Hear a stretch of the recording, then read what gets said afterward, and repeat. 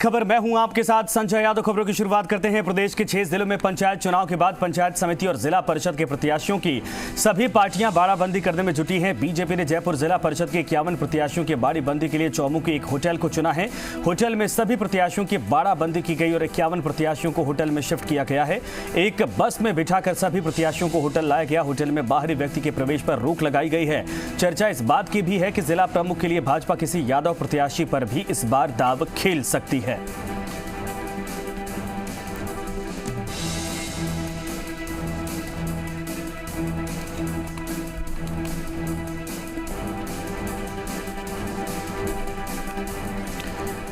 6 जिलों में हुए पंचायती राज चुनाव की मतगणना 4 सितंबर को होगी, लेकिन उससे पहले सियासी बयानबाजी तेज हो गई है। बीजेपी प्रवक्ता रामलाल ने कांग्रेस पर बड़ा आरोप लगाया। रामलाल ने कांग्रेस पर सरकारी मशीनरी के दुरुपयोग की आशंका जताई और साथ ही रामलाल ने यह भी दावा किया है कि किसी भी हाल में बीजेपी अपने खेमे में सेंधमारी नहीं होने देगी। प्रदेश में गांवों की सरकार का नतीजा 4 सितंबर को आना है। काउंटडाउन शुरू हो चुका है, लेकिन उससे पहले पार्टियां भी अपनी तैयारी कर रही हैं। बीजेपी की क्या तैयारी है, इस पर बातचीत करते हैं प्रदेश मुख्य प्रवक्ता रामलाल शर्मा से। रामलाल जी, क्या तैयारियां हैं? प्रत्याशियों में धड़ेबंदी एक साथ रखा जाए, कोई तोड़ नहीं हो, सेंध नहीं लगा सके, इसके लिए क्या कर रहे हैं? देखिए, 1 तारीख को अंतिम चरण का मतदान कंप्लीट हो चुका है और अंतिम चरण के मतदान के उपरांत जैसे जैसे जिस चरण का मतदान हुआ था उसी के साथ ही हमारे पार्टी के जो प्रत्याशी थे उनको हमने एक जगह रखने का काम शुरू किया है और साथ में जो पार्टी के वरिष्ठ कार्यकर्ता है, नेता है, उनके द्वारा प्रशिक्षण का कार्यक्रम भी दिया जा रहा है ताकि पार्टी की रीति नीति से भी अवगत कराएं और पार्टी के विचार से भी हम उनको अवगत कराने का काम करें। निश्चित रूप से इन 6 जिलों के चुनाव के अंदर पहले 21 जिलों के चुनाव है जिसके अंदर भारतीय जनता पार्टी 14 जिला प्रमुख बना पाई। सिर्फ कांग्रेस 5 जिला प्रमुखों के ऊपर ही सिमट पाई और इन 6 जिला प्रमुखों के ऊपर भी भारतीय जनता पार्टी का कब्जा रहेगा और शेष जो प्रधान है उनके ऊपर भी अधिक से अधिक प्रधान भारतीय जनता पार्टी के बैठेंगे। रामलाल जी, आप प्रशिक्षण शिविर की बात कर रहे हैं, लेकिन कहा इसको बाड़ेबंदी भी जाता है क्योंकि सभी को आपने एक जगह रख रखा है। आखिर इस बाड़ेबंदी की जरूरत क्या है? अगर पार्टी का कार्यकर्ता प्रशिक्षित है, पार्टी से जुड़ा हुआ है, तो फिर डर किस बात? देखिए, जो मैंने पहले बात कही है कि हमेशा से ये कि पहला अवसर नहीं है कि जिस अवसर के दौरान पार्टी के उम्मीदवारों को हम एक जगह रखने का काम करें। इससे पहले भी हमारे जिन जिन चुनाव, चाहे पंचायत राज के चुनाव, चाहे नगरपालिका के चुनाव हो, उन चुनावों के अंदर भी हम सब उम्मीदवारों को एक जगह रखने का काम करते हैं और प्रशिक्षण के दौरान उनको पार्टी की रीति नीति के बारे में बताते हैं।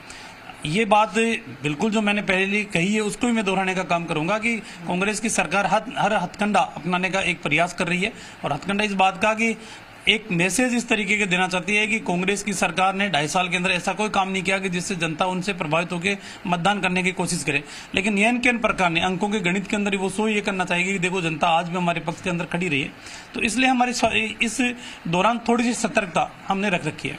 रामलाल जी, इस पूरे कार्यकर्ताओं के प्रशिक्षण कह लो, जिसको कि आमतौर पर बाड़ेबंदी कहा जाता है, इसमें करोड़ों का खर्चा आएगा, ये कौन वहन करेगा सभी 6 जिलों में भी?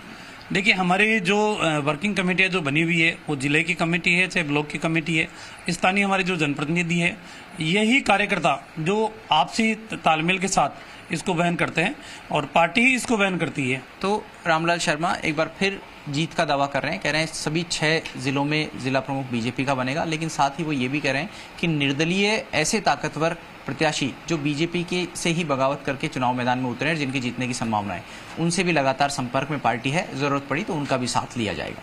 कैमरा पर्सन संजय कुमरे के साथ शशि मोहन, जी मीडिया, जय।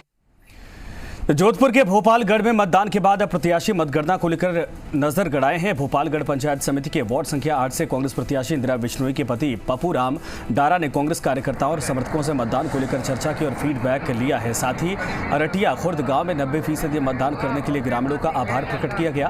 पंचायत चुनाव की मतगणना 4 सितंबर को होगी, जबकि प्रधान पद के लिए 9 सितंबर और उप प्रधान पद के लिए 7 सितंबर को चुनाव करवाए जाएंगे।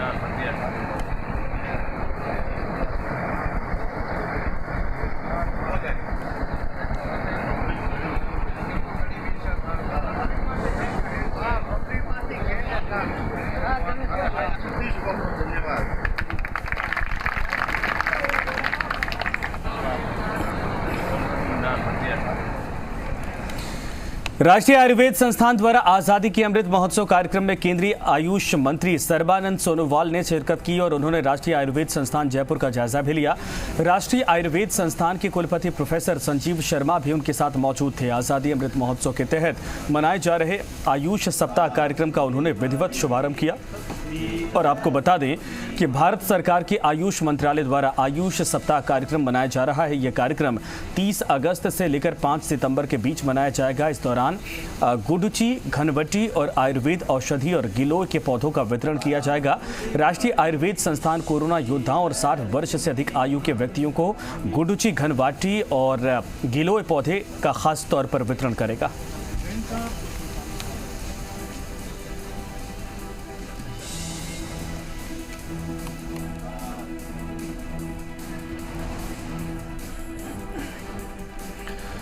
अजमेर की हाई सिक्योरिटी जेल में बंद विक्रम उर्फ पपला गुर्जर को आज बहरोड कोर्ट में पेश नहीं किए जाने पर न्यायालय ने पुलिस अधिकारियों को दरतार लगाई है। आपको बता दें कि पपला गुर्जर को पिछली पेशी पर भी पुलिस ने सुरक्षा कारणों के चलते पेश नहीं किया था। इस बार पंचायत चुनाव के चलते जाब्ता उपलब्ध नहीं होने के चलते पपला को पेश नहीं किया जा सका। इस पर कोर्ट ने कहा कि मौजूदा ASP और SHO को फटकार लगाई।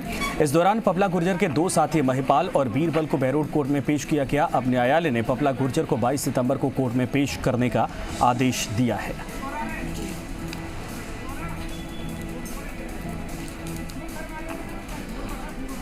सारे अभियुक्तगण की उपस्थिति के लिए डेट थी। इसमें क्या है कि जो 3 मुलजिम है, विक्रम पपला, जिया सिकलीगर और महिपाल जी, उनके खिलाफ तो अभी आरोप बहस बकाया है, लेकिन बाकी जो रेस्ट ऑफ अक्यूज है उनकी ट्रायल शुरू हो चुकी है। 5 गवाह तलब थे जो लॉ एंड ऑर्डर की सिचुएशन की वजह से संबंधित जिलों में पंचायती राज इलेक्शन होने के कारण आज एविडेंस में नहीं आ सके, तो उनकी एविडेंस के लिए 9 तारीख नियुक्त की है। 20 तारीख के लिए एक गवाह बुलाया है, सुगंध सिंह जी CI जो थे तत्कालीन, उनको एविडेंस में कॉल किया है। और खबर अलवर के शाहजहांपुर से, जहां पर किसानों ने टोल नाके पर कब्जा करके वाहनों को टोल मुक्त करवाए जाने के बाद अब टोल कर्मी इसके खिलाफ लामबंद हो गए हैं। इससे राजस्व के नुकसान के साथ ही टोल कर्मचारियों द्वारा सरकार के खिलाफ नारेबाजी की गई और टोल कर्मियों ने गहलोत सरकार से रोजगार की मांग करते हुए धरना शुरू कर दिया। अनिश्चितकालीन भूख हड़ताल शुरू करते हुए टोल कर्मचारियों ने कहा कि जब तक किसान टोल से नहीं हटते तब तक हम अनशन पर बैठे हैं और बैठे रहेंगे। टोल कर्मचारियों का यह भी कहना है कि किसानों की लड़ाई सरकार से है, इसमें आम जन को क्यों परेशान किया जा रहा है। इस समय 300 टोल कर्मचारी बेरोजगार हो गए हैं और सरकार इन्हें रोजगार दे या फिर किसानों को टोल से हटवाए।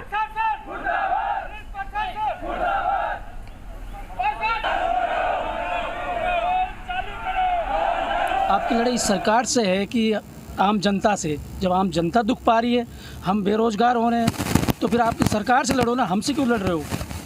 जो भी मांगे आप उनकी करो। यदि हम बेरोजगार हो गए तो हमारा क्या होगा, हमारे बच्चों का क्या होगा? इतने परिवार जुड़ रहे हैं, इतने इससे टोल से वो जुड़ रहे हैं। टोल चालू नहीं हुआ तो बहुत ज़्यादा घर बर्बाद होंगे। एक तो कोरोना मार रहा है, दूसरा ये बेरोजगारी मारेगी। झुंझुनू पे के उदयपुर वाटी में 2 दिन पहले अचेत हालत में मिले एक शख्स की आज अस्पताल में मौत हो गई है, जिसके बाद लोगों ने थाने के सामने जमकर हंगामा किया। लोगों ने मामले में आरोपी की गिरफ्तारी और मुआवजे की मांग की है। जानकारी के मुताबिक 2 दिन पहले उदयपुर वाटी कस्बे के वार्ड नंबर 5 निवासी नारू राम गिरधरपुरा के जूहड़ में अचेत अवस्था में मिलने की खबर थी, जिसके बाद उससे पहले उदयपुर वाटी, बाद में सीकर और उसके बाद हालत गंभीर होने पर चौमू के एक निजी अस्पताल में भर्ती करवाया गया। मौत से पहले का नानू राम का एक वीडियो भी वायरल हो रहा है, जिसमें वो बता रहा है कि वो टोडोपुरा के सुभाष मीणा के पैसे मांगता, यानी उससे पैसे मांगता था और वो नहीं दे रहा था। सुभाष मीणा ने ही उसे कोल्ड ड्रिंक में जहर देकर पिला दिया है, जिससे उसकी हालत बिगड़ गई। इस मामले में दरअसल कल नारू राम के भाई भागीरथ ने सुभाष मीणा के खिलाफ मामला भी दर्ज करवा दिया था, लेकिन आज नारू राम की मौत हो जाने के बाद परिजन और ग्रामीण उग्र हो गए और उन्होंने थाने के सामने प्रदर्शन शुरू किया है। आरोपी की गिरफ्तारी की अब मांग की है।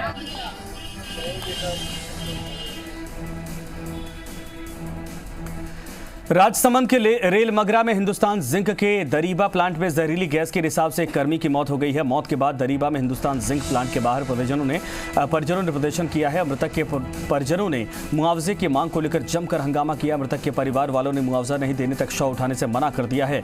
यही वो शख्स है जिसकी मौत हुई है, जिसके बाद परिवार और गाँव के लोग वहाँ पर इकट्ठा हुए, जिन लोगों ने मुआवजे की मांग की और जब तक मुआवजा नहीं दिया जाएगा तब तक उन्होंने शव उठाने से इनकार कर दिया है।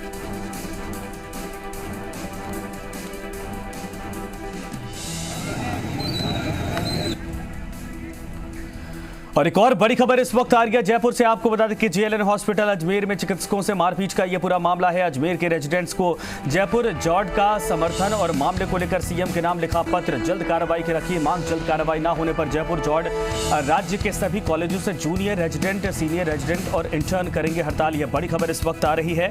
डॉक्टर्स के साथ मारपीट का यह पूरा मामला है। आपको बता दें कि इस वक्त बड़ी खबर जिसको लेकर अब लाम बंद हो गए हैं। और जेएलएन हॉस्पिटल अजमेर में चिकित्सकों के साथ मारपीट का पूरा मामला। अजमेर के रेजिडेंट्स को जयपुर जॉर्ड का समर्थन मिल गया है। मामले को लेकर सीएम के नाम एक पत्र लिखा गया है।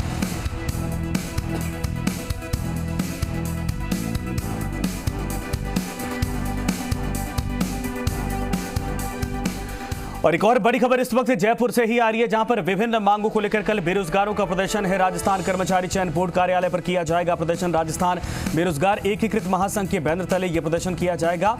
और पशुधन सहायक, जलधारी और वन रक्षक, वनपाल, मोटर वाहन उप निरीक्षक, ग्राम विकास अधिकारी, टीआरए, एईएन, जेईएन और एपीआरओ की विज्ञप्ति जारी करवाने, कृषि अन्वेषक भर्ती का परिणाम, रेडियोग्राफर, लैब टेक्नीशियन की एक और सूची जारी करवाने सहित विभिन्न मांगों को लेकर यह प्रदर्शन किया जाएगा। कल 10:30 बजे बोर्ड कार्यालय के बाहर सांकेतिक प्रदर्शन किया जाएगा। इस वक्त बड़ी खबर सामने आ रही है। आपको बता दें कि कल बेरोजगारों की तरफ से यह प्रदर्शन किया जाएगा। सरकार से कई भर्तियों को लेकर दबाव बनाने की कोशिश भी है और ज्ञापन भी सौंपा जाएगा। इस वक्त बड़ी खबर आपको बता दें कि जयपुर से बड़ी खबर है, जहां पर विभिन्न भर्तियों की मांगों को लेकर कल बेरोजगारों का यह प्रदर्शन होने वाला है।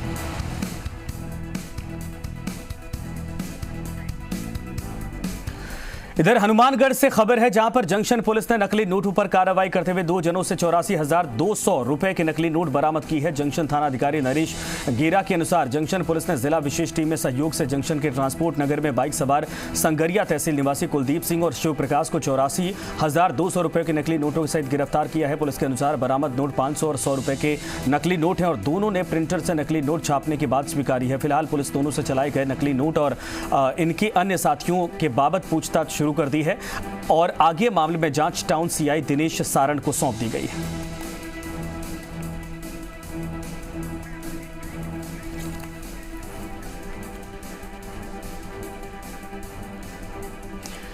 तो फिलहाल यहां रुकेंगे एक छोटे से ब्रेक के लिए। ब्रेक के बाद भी खबरें लगातार जारी रहेंगी।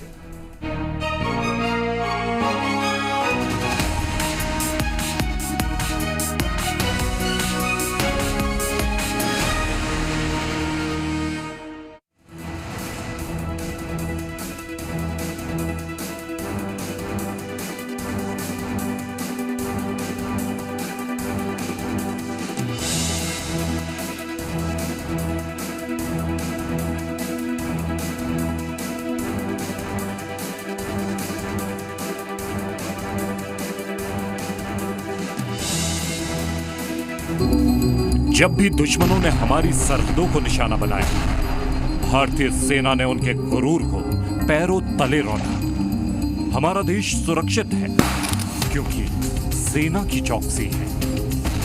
परिवार से दूर वीरों ने अपनी जान की बाजी लगा दी भारत मां की सुरक्षा में।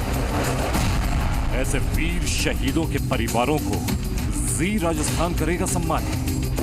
देखिए, मां भारती के सपूतों की वीर गाथा है नमन उनको 2021 सिर्फ जी राजस्थान पर।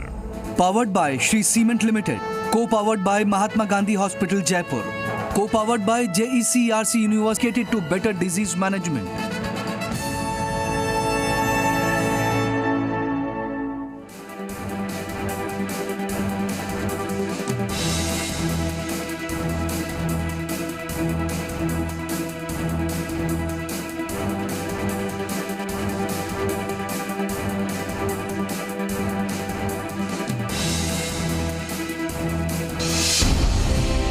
आम आवाम के लिए कैसी है सरकार? चले उद्योग धंधे, क्या मिला रोजगार? उम्मीदों को किसने दी परवाज? सुनी जा रही है क्या सबकी आवाज? समस्याओं का कौन कर रहा समाधान? किसके काम ने बढ़ाया जिले का मान? जी राजस्थान करेगा उनका सम्मान जिन्होंने बनाया इमर्जिंग राजस्थान, सिर्फ जी राजस्थान पर। Powered by Kuber Group. Special partner Dress.com. Associate Umang Pan Masala. Supported by Nagar Palika Mandal Ratangarh, Nagar Palika Taranagar, Nagar Parishad Sujangarh. Venue partner Bhagwan Shantinath Jan Upyogi Bhavan.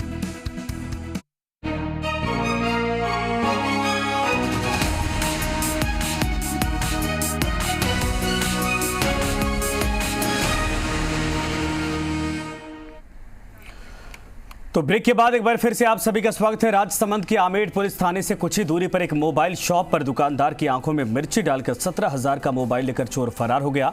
दुकान मालिक ने बताया कि वो mobile का bill बना रहा था, तभी चोर ने आंखों में मिर्ची डाल दी और मोबाइल लेकर फरार हो गया। जब दुकानदार ने शोर मचाया तब आसपास के व्यापारी वहां पर पहुंचे और पीड़ित को अस्पताल पहुंचाया। फिलहाल पुलिस ने अज्ञात आरोपी के खिलाफ मामला दर्ज किया है और उसकी तलाश की जा रही है।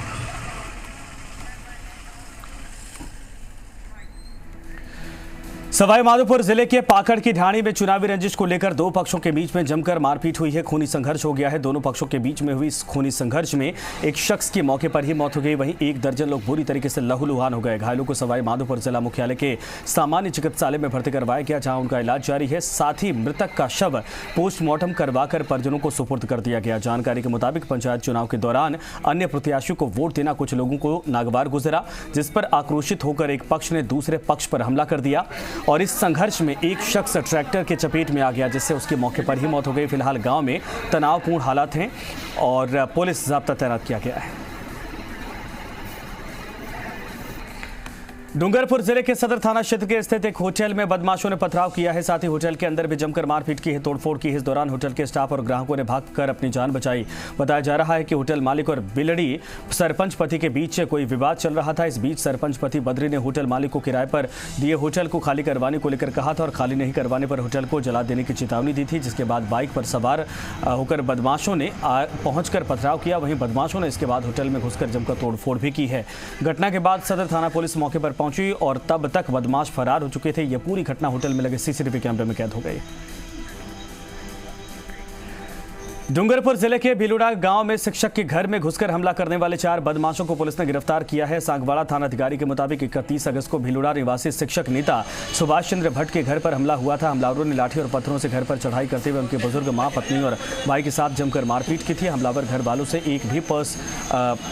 एक पर्स भी लूटा था और पुलिस ने छानबीन करते हुए सीसीटीवी फुटेज खंगाले, जिससे हमलावरों की पहचान हुई और 4 आरोपियों को गिरफ्तार कर लिया गया। ठीक है, वहीं रहो।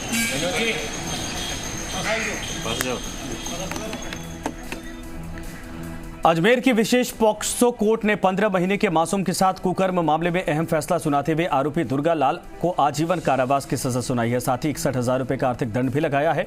18 फरवरी 2019 के भिनाय थाने में मासूम के परिजनों ने रिपोर्ट दी थी, जिसके चलते उनके पड़ोस में रहने वाले दुर्गा लाल ने उनके बच्चे के साथ कुकर्म किया है और पुलिस ने आरोपी को गिरफ्तार कर न्यायालय में आरोप पत्र पेश किया। न्यायालय ने आरोपी को दोषी मानते हुए उसे आजीवन कारावास की सजा सुनाई है।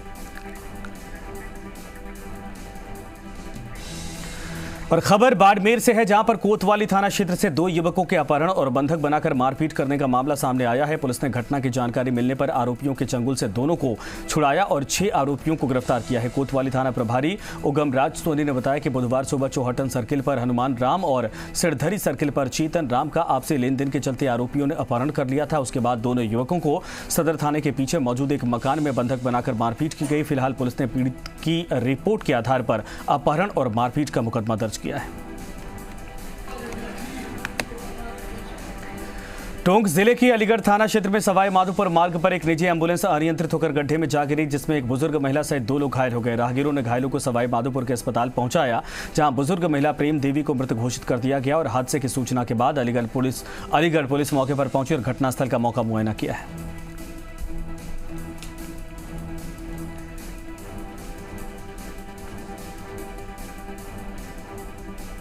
तो तस्वीरें आप देखिए, एम्बुलेंस सड़क किनारे गड्ढे में जा गिरी और इसमें एक महिला की मौत हो गई है, एक शख्स घायल हो गया है। चित्तौड़गढ़ जिले के धामंचा पंचायत के धर्मदास जी का खेड़ा जंगल में बुधवार रात को मारवाड़ी भेड़ों के डेरे पर आकाशीय बिजली गिरने से एक महिला की मौत हो गई। इस हादसे में 50 भेड़ों की भी मौत हो गई है। इस घटना को लेकर जिला कलेक्टर ताराचंद मीणा और जिला पुलिस अधीक्षक राजेंद्र प्रसाद गोयल ने मौके पर पहुंचकर पीड़ित भेड़ पालकों को ढांढस बंधाते हुए राज्य सरकार से सहायता दिलवाने की बात कही है।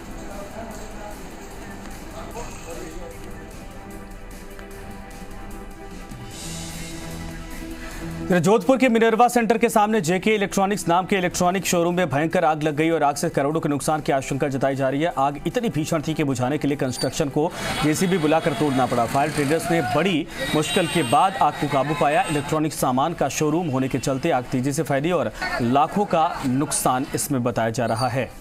3 तस्वीरें आपको दिखा रहे हैं। हालांकि आग को बाद में बुझा लिया गया, लेकिन उसके पहले कुछ देर तक यहां पर आग की लपटें ऊंची ऊंची दिखाई दे रही थी। ये भी बताया जा रहा था कि लगभग 10 किलोमीटर दूर से ही आग की इन ऊंची लपटों को और धुएं के गुब्बार को देखा जा सकता था।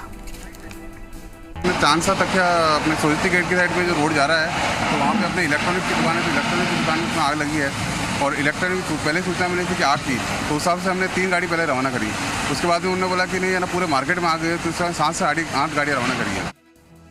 और इसी के साथ फिलहाल इस बुलेटिन में इतना ही। तमाम खबरों के लिए आप बने रहिए।